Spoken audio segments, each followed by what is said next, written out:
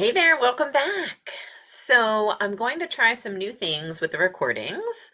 I'm going to try to keep it short, and if people want to hop on Zoom, I will keep the Zoom open for discussion questions so that it's more manageable to watch. And also because I realize when I'm working from notes, it's just not as exciting as when there's interaction. So I'm going to talk about the teaching pieces, and then if you're watching the recording, let us know how you feel about what issues come up or topics you'd like to hear more about, um, or have questions about that I've covered today. So my plan for today is our topic is wellness as a total package, um, going from survival mode or from surviving to thriving. And this is a tricky one because it's a total balance. It's not just nutrition and working out, it's feeling happy, reducing stress, getting enough sleep. So, we're going to touch on a bunch of those topics and how you want to use your journal, which was kind of last week's takeaway, is the best way to start building new healthy habits is by journaling so you can actually see what you're doing, what behaviors lead to what kind of outcome. Sometimes it helps us realize what we do automatically because we become conditioned as we grow, and most of our conditioning comes from when we're young children. They say something like by the time we're 8 years old, most of that conditioning is already built. So things that feel comfortable are the way things often were, good or bad, when we were young children. And we kind of start to fall into routines that are based on what feels comfortable rather than what fits our goals and what makes us feel good, vibrant, and be able to thrive.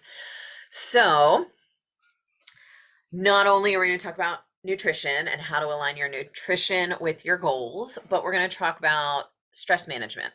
And I wanted to read to you because a lot of the questions were about affirmations.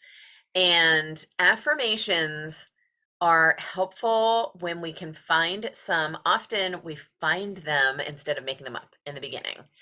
And then you kind of learn to adapt and be more creative with making it really relevant to your goals and the way you want to be. So often when we start with affirmations, they're not something that you are confident that you believe at the moment. The point is that you use them to replace the self-limiting opposite belief. So, for example, the affirmation I wanted to read you today is this is how I started, was with these cards. And for a while, I would read one and have an affirmation in the beginning of each of my online fitness classes. It was a yoga kind of um, mindful start to a fitness focused yoga class. So I am worthy. Often we don't even realize where we have limits on this particular affirmation. It can be so simple, 3 words: I am. And it doesn't have to be something that you believe you are right now, just what you want to be. So you start saying it to help yourself believe that you are.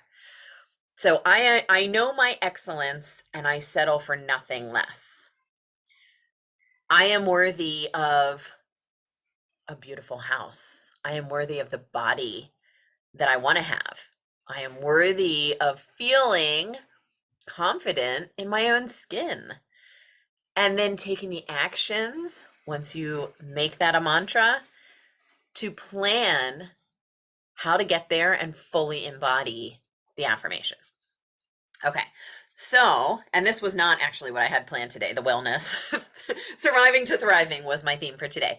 But because we got on to journaling and how that helps, this has literally changed my life over the last 4 years. And I want to say it wasn't that I was in such a bad place. I've been in a bad place before, mentally, physically. That's about 10 years ago when I started working out. But just working out and fixing your nutrition, leveling it up, doesn't take away the stress. And it doesn't take away the struggle sometimes. It gives you a rest from it. For me, when I do my training, when I'm not teaching, it allows my brain to just be and to stop thinking about all that noise that goes on back there, which I greatly need and enjoy.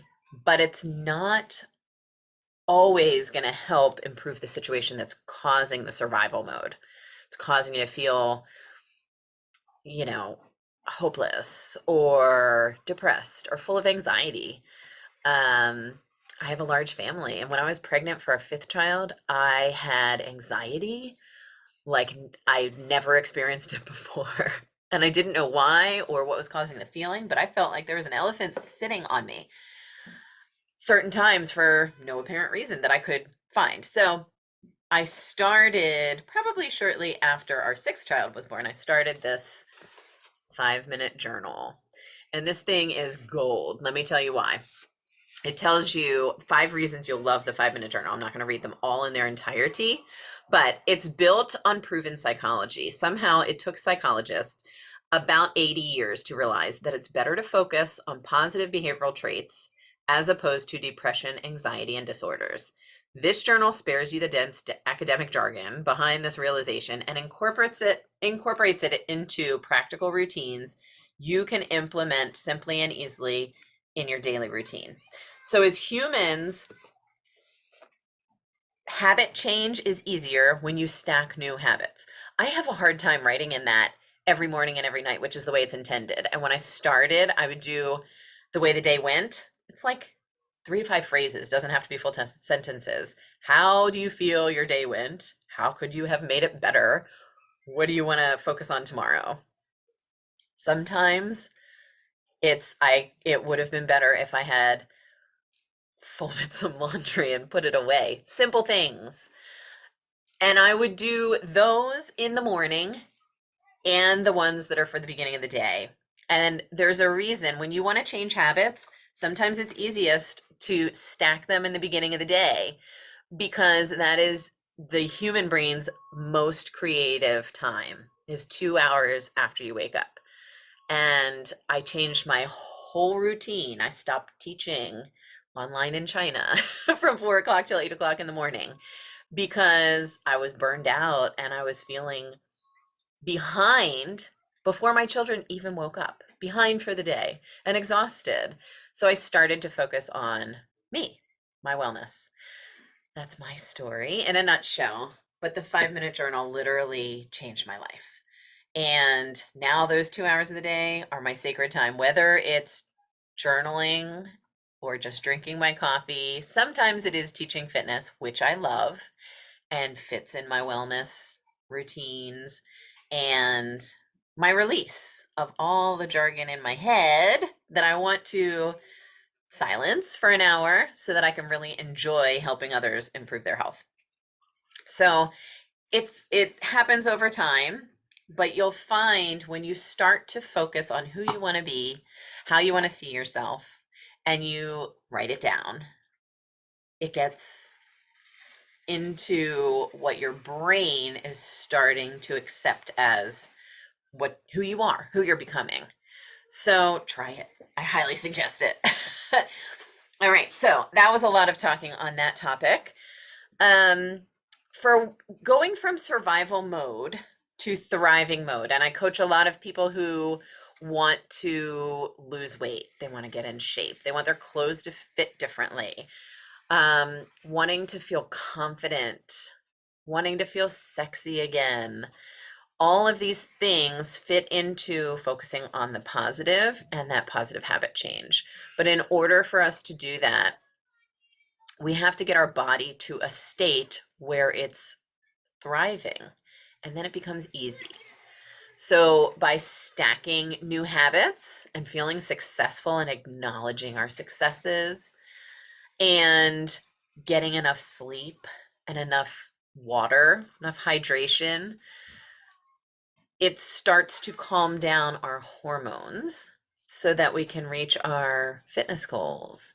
If the goal specifically is to lose weight or to improve health, to reduce the need for medication, we have to get our body back to thriving. And journaling helps us have all the information. It helps us realize sometimes we eat like when we're bored, and we don't realize that that's what we're doing until it comes to, well, if I'm going to eat right now, I got to write it down. Sometimes that's a pain in the neck, and we wonder, do I really want that? And then we become conscious. It becomes a conscious decision. So that's what we want. I know it's a new habit. I started out just with a regular old notebook, just like this, like a little kind of, right? College ruled. It's not even a full size notebook. And just write the date at the top, write how you felt when you woke up, write how much sleep you got, and a space for water, and then a list of everything you eat for the day. And if you're having digestion issues, if you're having different issues that are related to hormones, so thyroid is very affected by hormones.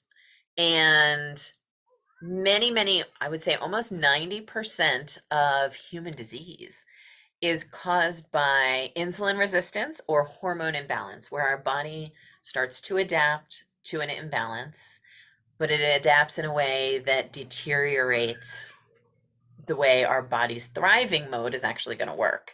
And it starts to damage itself to adapt because we're not changing the environmental or nutritional care that we're taking for our body.